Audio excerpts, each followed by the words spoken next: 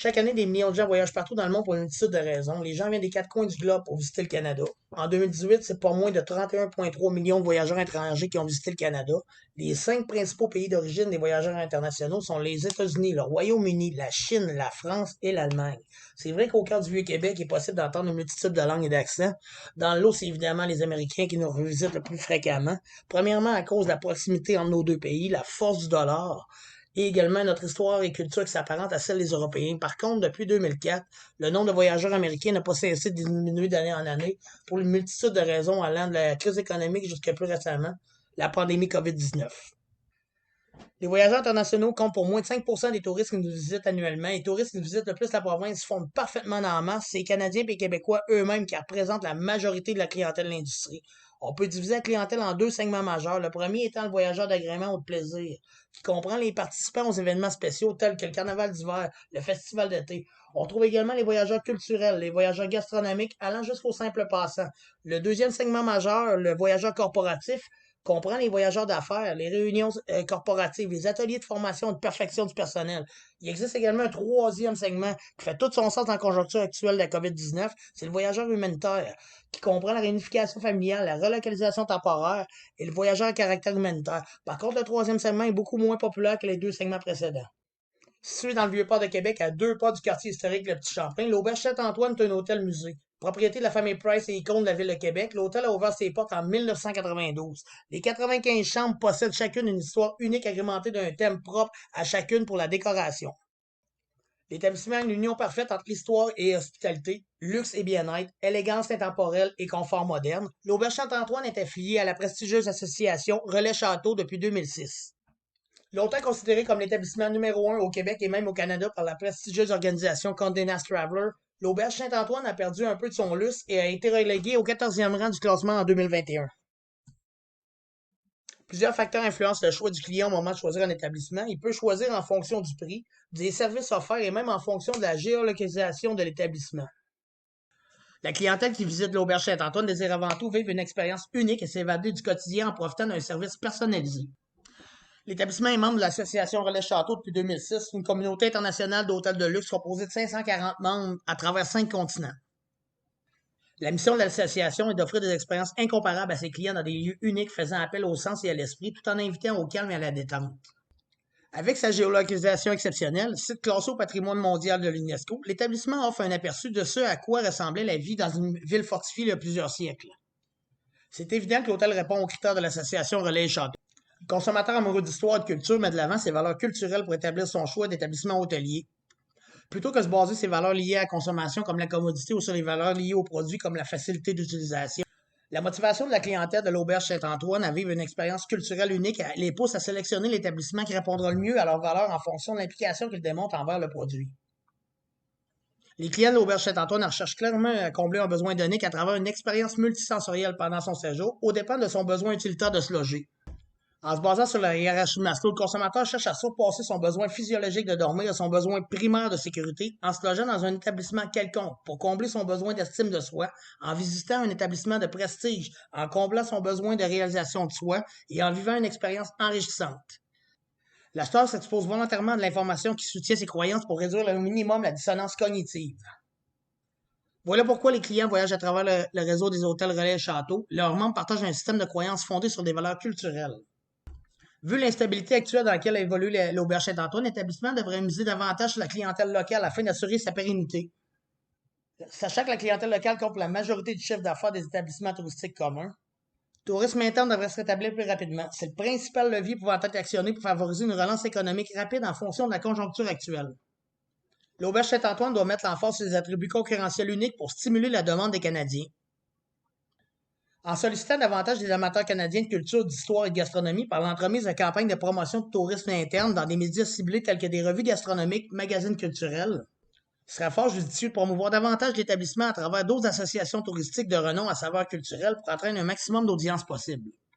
Il va falloir redoubler d'efforts pour redonner confiance aux voyageurs et stimuler la demande en s'appuyant sur de nouvelles certifications de sécurité et d'hygiène pour faire face au tourisme de l'après-crise. Pour le deuxième segment du travail, les influences culturelles seront mises de l'avant pour montrer à quel point ils ont une importance dans le processus d'achat ou de consommation du consommateur en question. De sa beauté, de ses allures encore basé sur la Nouvelle-France et ses petites allures européennes. C'est en 1983, excusez-moi, le 3 décembre 1985 que l'UNESCO déclare la ville de Québec comme un patrimoine mondial.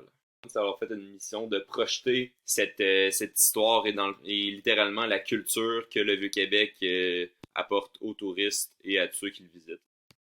Donc, la mission pour l'Auberge Saint-Antoine est littéralement de plonger ses consommateurs et sa clientèle dans un univers unique en son genre, avec toute la culture que le Vieux-Québec a, c'est-à-dire on a des grands murs de pierre dans des chambres en particulier, comme vous voyez présentement sur l'image. On a des grosses poutres en bois qui vont donner un air vraiment en lien avec la Nouvelle-France. Et tout ça en voulant mixer une ambiance luxueuse, chaleureuse, et tous les services sont accompagnés. L'Auberge Saint-Antoine se trouve même à proximité d'un des secteurs les plus anciens et les plus historiques de la ville de Québec, que l'on nomme le quartier Le Petit Champlain. Donc, nombreux sont les restaurants, boutiques et autres, toutes des boutiques aussi qui ont vraiment du vécu, qu'on met de l'avant les fourrures, les drapeaux du Québec, toutes des choses qui peuvent faire des beaux souvenirs pour les touristes.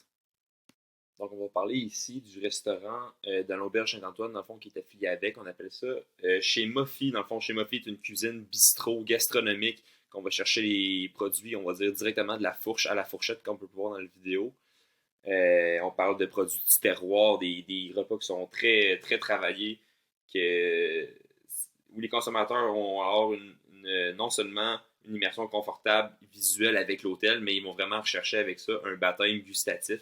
Donc, de la cuisine comme peu d'endroits savent le faire. Aussi, dans le fond, le restaurant est situé dans un entrepôt maritime de 1822, fait qu'on vous plonge encore une fois avec la culture. On fait un retour dans le temps au large des bateaux du fleuve Saint-Laurent, de toute la circulation qu'il y avait. On sait le grand enjeu qu'il y avait avec le fleuve Saint-Laurent à l'époque. On parle de plus de 700 étiquettes d'une variété de 14 pays différents. Où on y retrouve des vignobles. Dans le fond, c'est un total de 12 000 bouteilles à vin qui se retrouvent dans la cave à vin que Moffy ont accès. Ensuite de ça, il se retrouve aussi un bar dans l'Auberge Saint-Antoine qu'on appelle l'Artefact. Donc, l'Artefact est un bar à cocktails, on va dire, relativement haut de gamme. C'est des cocktails qui sont travaillés par un mixologue sur place. Et vous avez aussi la chance d'avoir un mini-musée directement dans le bar, donc des vestiges qui sont présents. Fait que vous pouvez déguster votre délicieux cocktail tout en vous imprégnant dans la culture et dans les objets que le Québec ont passé à travers. Lorsqu'on voyage, c'est les normes implicites, les coutumes et les conventions qui vont faire qu'on va avoir un sentiment de dépaysement. C'est pour ça que quand on va dans d'autres pays, on apprécie, on trouve ça différent. Peut-être qu'on trouve ça différent, c'est à cause comme je disais, des coutumes, des conventions, c'est des petites actions que les autres d'autres pays font, que nous, on n'a pas l'habitude de voir ou de faire, qu'on trouve intéressant. On peut retrouver ça non seulement dans la nourriture, à Québec aussi dans l'architecture et directement dans les individus, donc dans les Québécois. C'est sûr que quand on parle de nourriture avec coutume, on pense nécessairement au sirop d'érable, à la poutine, etc.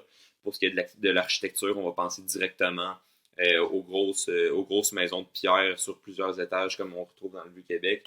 Donc c'est pour ça aussi qu'on est encore patrimoine, c'est parce qu'on a gardé ces coutumes-là, cette architecture-là qui a beaucoup d'histoire. Puis ce qu'il y en a des individus, c'est connu, le peuple québécois est un peuple, on va dire, rigolo, un peu comme les Français aiment le dire. C'est ça, pour une immersion complète. C'est ça qu'il faut loger à l'Auberge Saint-Antoine. Donc, comme mentionné plus tôt, ils ont des chambres faites avec, selon une certaine notion d'histoire, selon une certaine période, avec des matériaux qui ont été réutilisés et tout. Fait que c'est sûr que l'Auberge Saint-Antoine va vraiment vous plonger, puis on va dire, vous bourrer des conventions, des coutumes, puis ils vont vraiment essayer le plus possible de faire une éducation sur le Québec, puis etc. Il y a eu 9,3 millions de touristes étrangers, pardonnez-moi, en 2019, mais ça n'a rien à voir au nombre de touristes, dans le fond, qui sont déjà des Québécois ou des Québécois ou des Canadiens, dans le fond, qui n'ont pas besoin de franchir les douanes pour venir dans le Vieux-Québec.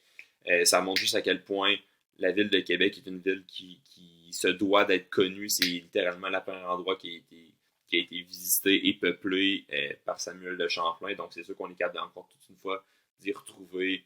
Je mets encore une fois l'emphase sur l'architecture en pierre, le château Frontenac, etc. Donc tout ce qui est vraiment pour cultiver, dans le fond, les touristes. Donc, en second lieu, les gens souhaitent loger à l'Auberge Saint-Antoine pour avoir un sens d'appartenance culturelle et se plonger directement dans la culture québécoise.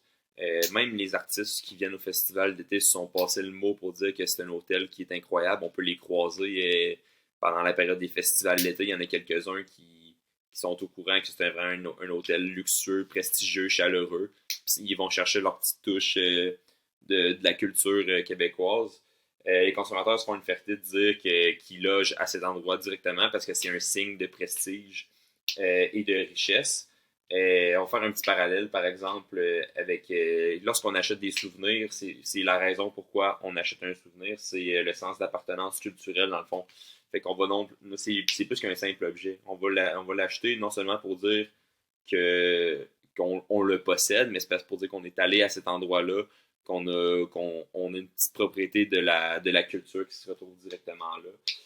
C'est sûr que l'Auberge Saint-Antoine est aussi un établissement qui reflète son âge et son histoire, comme mentionné, avec les chambres à thème, etc. C'est des vieux produits et autres. Donc, pour la dernière partie de la présentation, on est rendu aux recommandations en lien avec les influences culturelles, excusez-moi, que l'Auberge Saint-Antoine a. La première recommandation que je porterais à l'Auberge Saint-Antoine, ce serait de faire des forfaits avec une visite guidée privée du Vieux-Québec. Par exemple, en ce moment, on sait déjà que dans le Vieux-Québec, vous pouvez payer, puis il y a un guide qui, je ne sais pas si vous les avez déjà vus, mais c'est des guides qui sont déguisés comme en fée du roi ou en personnage directement de la Nouvelle-France, qui va faire un tour, on va dire un tour privé de la ville de Québec. Par contre, ce serait intéressant d'avoir des forfaits VIP, donc un tour guidé privé avec des guides en partenariat avec l'Auberge Saint-Antoine. Donc, vous pourrez poser littéralement des questions. Ce seraient des guides qui parleraient plusieurs langues. C'est ça. Puis, ça serait intéressant. Ça offrirait un service qui est beaucoup plus personnalisé. Donc, si jamais vous avez des demandes ou des choses, le guide va être il va directement pouvoir vous aider au lieu de devoir comme suivre un itinéraire et suivre le groupe. Pour la deuxième recommandation serait que le restaurant chez Mofi fasse une poutine. Donc, je suis allé même jusqu'à créer en fait une poutine. J'ai une poutine à la brisquette caramélisée au sirop d'érable avec foie gras sur le dessus. C'est sûr que ce serait délectable.